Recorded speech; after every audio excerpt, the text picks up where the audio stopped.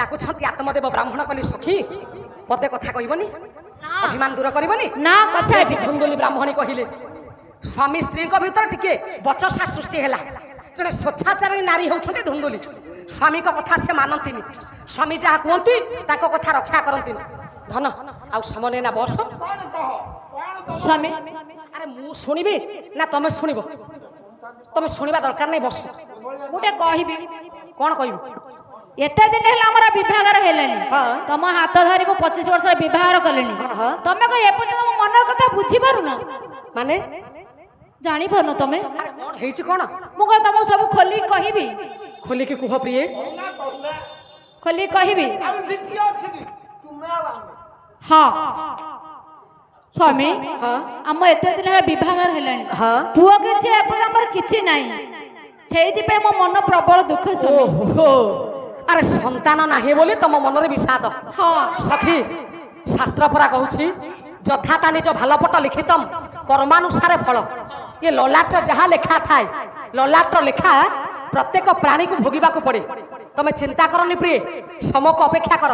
धैर्य धर देखिबो मनस्कामना पूर्ण होई जिवो না মিলে নাহি বালি মনের দুঃখ हां হব केमिति हबो कहिलो তোমার বর্তমানে বয়স হলানি কেতে बयस बयस 25 वर्ष 25 ବର୍ଷ ହେଲା ବାହାଘର ଆଉ ସେତେ କାଇଁ ମୁଣ୍ଡ ପୁରଉଛ कौन रह ଆଉ ଗୋଟେ ବାଟ ଅଛି କରିପାରିବ कौन बाटे कहिदेलो मते ଅଲ୍ଟ୍ରାସାଉଣ୍ଡ କର अल्ट्रासाउंड करबी अल्ट्रासाउंड तबले ଆଉ ଗୋଟେ କାମ କର कौन ଦେଶୀ ଚିକିତ୍ସା कौन देसी चिकित्सा ଚିକିତ୍ସା ତୁମେ ଗୋଟେ କାମ କର କନ୍ୟାରୀ ମଞ୍ଜି ଗୁଡ଼ हां ହଳଦୀ ସିନ୍ଦୁର हां ବେଙ୍ଗ ମୂତ୍ର हां କର୍କଟ ଝାଡା हां ଆକୁ ବାଟିକି 4-5 ଲେଖା ଦିନକୁ ପିଅ मुंडू को धरी बाड़े देबी से कर्कट मूत्र कौन कर्कट मूत्र କଙ୍କଡା ମୂତ୍ର ବେଙ୍ଗ ଝାଡା ताऊ खाइले मोर पिला हबो हगुणी गण भूषण मो डेरिवे श्रवण जहा जहा न्याय एबे हेबो आलोचन जय जय हे जय जय हे शंकर पंडित मंडली मोर डेरी थिबे सुति विषय वस्तु रे एबे बोला उठी मती जय जय हे जय जय हे शंकर माँ माने पति पत्नी को भीतर टिके द्वंद्व सृष्टि हैला ब्राह्मण आत्मदेव चिंता कला कला बेदी रे बसी जहा को हस्त जार धरिथिली जहा को पत्नी रूप रे ग्रहण करिथिली से मते आज भर्छना बाकरे गाली दउची ये जीवन काहे की बंचेबी जाउछी आज ये जीवन को विसर्जन कर देबी यही कथा चिंता करी करिला गमन गंगा नदी निकट रे मिलिला जाई न जय जय हे जय जय हे शंकर धीरे धीरे समय जे हेला अवसान जेनी की जहा होइब सुन रे मन जय जय हे जय जय हे शंकर बापा मान आत्मदेव ब्राह्मण बेकरे गोटे पत्थर बांधी गंगार लंप प्रदान करिवे जतबले लंप प्रदान करिबा पई जाउछंती पृष्ठ भागर छिड़ा हिछंती जने साधु महात्मा से किए साधु डाकिले कहले आत्मदेव रुह रुह तमे ई कोन करूछ मारिबी मस्तक रे जटा भार हस्ते कमंडल उतार भोला रे हस्ते कमंडल तारा हस्ते कमंडल तारा हई गैरी को बसन अंगे दिसे शोभना गाड़ी तामर जगिसे शोभना धन रे आ बेसी समय नबानी संगीत भाई भौणी माने मोर आसे बसिलेनी कथा को मात्र 5 मिनिट भीतर सारिबे आज्ञा आपण आउ छिड़ा होंतुनी आपण छिड़ा हेले डेरी हबो आ जाउ नांती की अटकै छी की समस्त तो दिने मरिबा आपण आगरु जिबे जांतु आत्मदेव ब्राह्मण चालिले ପିଲା ପିଲି ହଉ ନାହିଁ ସେ କହନ୍ତି ମତେ ତୁ ଘରୁ ଗଲା ହରପୁର ସାମୁ ମରିବି ତୁ ଆଜି କୁଆଡେ ପହଞ୍ଚିବ साधु बाबा डाकिले कहले आत्मदेव तुम एडे बड़ कर्म करूछ मानव जन्म पाइछ सुनो एठिक आस तमे जाओ घर को फेरी जाओ आत्महत्या करनी मु तुमको आशीर्वाद दउछि मो आशीर्वाद नै तमे शीघ्र जाओ ଆଉ ଘରକୁ ଫେରିବିନି ଘର ମୁହଁ ଚାହିଁବି ନାହିଁ ସେ ନାରୀ ମୁହଁ ଚାହିଁବି ନାହିଁ ମୁଁ ମରିବି ସେ କଣ କେମିତି ପିଲା କଣ ହବ ହଉ ତାପରେ ମୁଁ ସେଥିରେ କିଛି ବୁଝ ନାହିଁ କାଲି ମରିବି आत्मदेव पड़िबो एठिक आस ସାଧୁ ବାବାଙ୍କର ପାଦ ପାଖରେ ବ୍ରାହ୍ମଣ ବସିଲେ, କହିଲେ ଧରୁଛି ପ୍ରୟର ଗଣକବି ବୈଷ୍ଣବ ପାଣି ଯାତ୍ରା ଗୀତିନାଟ୍ୟ ରଚନାର ଜଣେ ଅପ୍ରତିଦ୍ୱନ୍ଦୀ ସ୍ରଷ୍ଟା, ଓଡ଼ିଆ ନାଟ୍ୟ ପରମ୍ପରାର ମୁକୁଟବିହୀନ ସମ୍ରାଟ, ମୁକ୍ତ ରଙ୍ଗମଞ୍ଚର ଶାଶ୍ୱତ ସାରଥୀ, ନାଟ୍ୟ ଜଗତର ସାରସ୍ୱତ ମୂର୍ଚ୍ଛନା ଖେଳାଇ ପାରିଥିବା କବି, ଓଡ଼ିଆର କବି, ଇଂଲିଶରେ ଶେକ୍ସପିୟର ଆଖ୍ୟା ତାକୁ ଦିଆଯାଇଛି ରେଡିଓ ଷ୍ଟେସନର କବି ଗଣକବି ବୈଷ୍ଣବ ପାଣି। କହି ହେଉଛି ଦକ୍ଷ ଯଜ୍ଞ। ସୁନ୍ଦର ପଦଟିଏ ପ୍ରମାଣ କଲେ ଆତ୍ମଦେବ ବ୍ରାହ୍ମଣ କହୁଛନ୍ତି ସାଧୁ ବାବାଙ୍କର ପାଦ ପାଖରେ ବସିଲେ, କହିଲେ ମହାଭାଗ ଧରୁଛି ପୟର ବାରେ ଘେନ ନିବେଦନ ହେ ଧରୁଛି ପୟର ଘେନ ନିବେଦନ ହେ ଧରୁଛି ପୟର ତବ କୃପା ବଳେ ପୁତ୍ର କରନ୍ତୁ ପ୍ରାଣ ହେ ଧରୁଛି ପୟର ବାରେ ଘେନ ନିବେଦନ ହେ ଧରୁଛି ପୟର।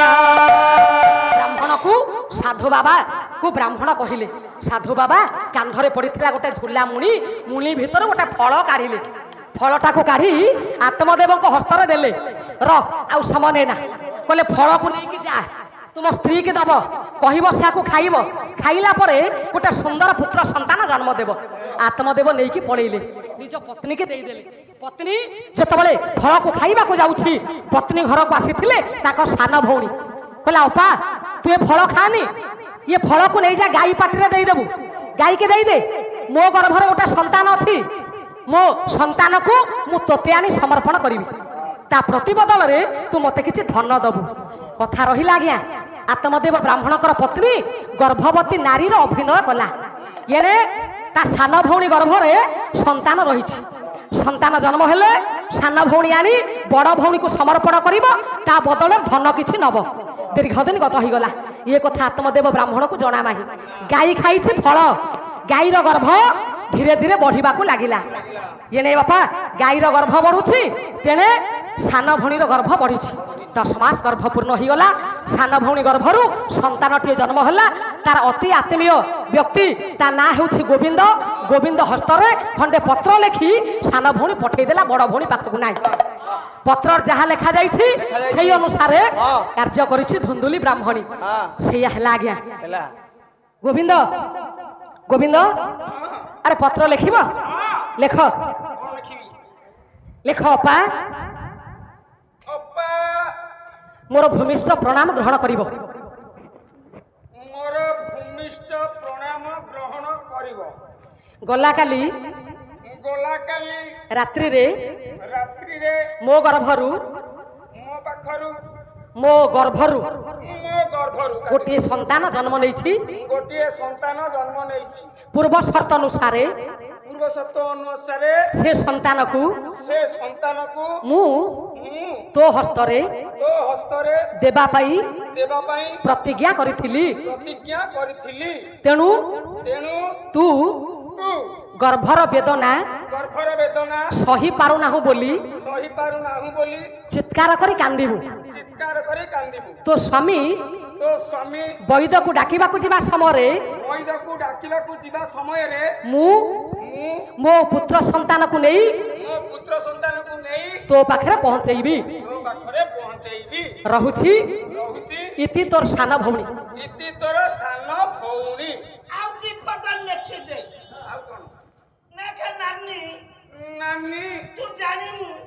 ତୁ ଜାଣିବୁ ଆମେ ଦି ଭଉଣୀ ଗୋଟିଏ ମା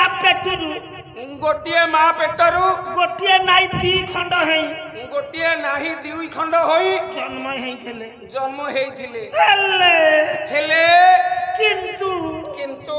ତୁ ବଡ଼ ଘରେ ବାହାହେଲୁ। ମୁଁ ଗରିବ ଘରେ ବାହାହେଲି। ତୋର ଧନରତ୍ନ ମାଡ଼ି ଯାଉଛି। ମୋର କିଛି ନାହିଁ। ହେଲେ କିନ୍ତୁ ଜାଣିବୁ ତୋର ପିଲାପିଲି ନାହିଁ। ମୋର ଘୁଷୁରୀ ଛୁଆ ଭଳିଆ ମାଡ଼ି ଯାଉଛି। ଇତି ତୋ ସାନ ଭଉଣୀ ମାଇପାରା। କଣ କହିବ କୁହନି? ଏରେ ଗୋଟେ ଭଉଣୀ ପାଖକୁ ଏଇ ଚିଠି ଲେଖୁଛି। माई पारा चुप है कि बस पाटी करनी पत्र नहीं कि गोविंद आज्ञा चलिले जहाँ पत्र लिखा जाइथिला सेई अनुसार बड़ भौणी कार्य कला चित्कार करी कांदुची गर्भर जंत्रणा सही पारुनी आत्मदेव ब्राह्मण साधु बाबा को डाकिबा को गले साधु बाबा आसिले गर्भर जंत्रणा लाघव करिवे ठीक यही समय को अपेक्षा करथिला सान भौणी गोविंद हस्तरे पुत्र को देई पहुंचई देइछि बड़ भौणी पाखक बड़ भौणी पाखरे पुअटी सोइछि आत्मदेव ब्राह्मण जेतबेले घरे आसी पहुंचले लक्ष्य पड़े आज्ञा बोले चिरंध चक्षु खोलिछि येते दिने मोहरा आकाशे उदय हेले कि दिवा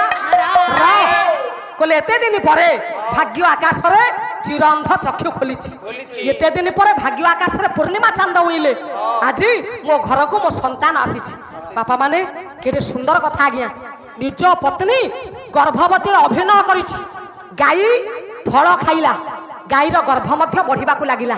गाई गर्भरू गोटा सुंदर संतान जन्म नैथिला तत्कालीन समर सत्य जुगरे से पुओटा किए गाई गर्भरू जन्म होइछि ता ना रहिथिला गोकर्ण काईकि कहले मनीष भलिया शरीर गोरु मानकर जेमिति कर्ण थाए सेमिति दुई पटर दुईटा कर्ण अछि आत्मदेव ब्राह्मण पुओर ना देइथिले गोकर्ण येने निज पुओ बोली जाको भाबुछंती ता ना देले धुंदुकारी ये दीटा संतान ब्राह्मण को घरे बढ़िला बापा कथा रहिला 16 वर्षर माँ से माँ टिकिए आउ ता दुई पार्श्वरे जो बुढ़ा पुओ दी जण सोइछंती वृद्ध संतान से माने किए ताकर परिचय कौन सुंदर कथा आज्ञा मो सान भौणी जदि जानी थे आसिले उठू गाइबे नचेत आसंता काली की मु पुणी एठू भी समस्त आरंभ करी 16 वर्षर माँ किए से पुओ दी जण किए आउ ये जो कथा भागवत प्रसंग भागवत महात्म्य पद्म पुराण कथा यार को आहुरी सुंदर कथा रहिला जदि मोर भौणी जानी थे निश्चित आपण माने कहिबे आपण मान सुनिबे आज एतिके रे कथा मोर रहिबा काली द्वितीय था करे दास आसीबा आज एतिके रे कथा मोर रहिबा काली द्वितीय था करे दास आसीबा आज एतिके रे कथा मोर रहिबा काली द्वितीय था करे दास आसीबा जहाँ जहाँ पुणी दर्शन मीमांसा जहाँ पुणी दर्शन मीमांसा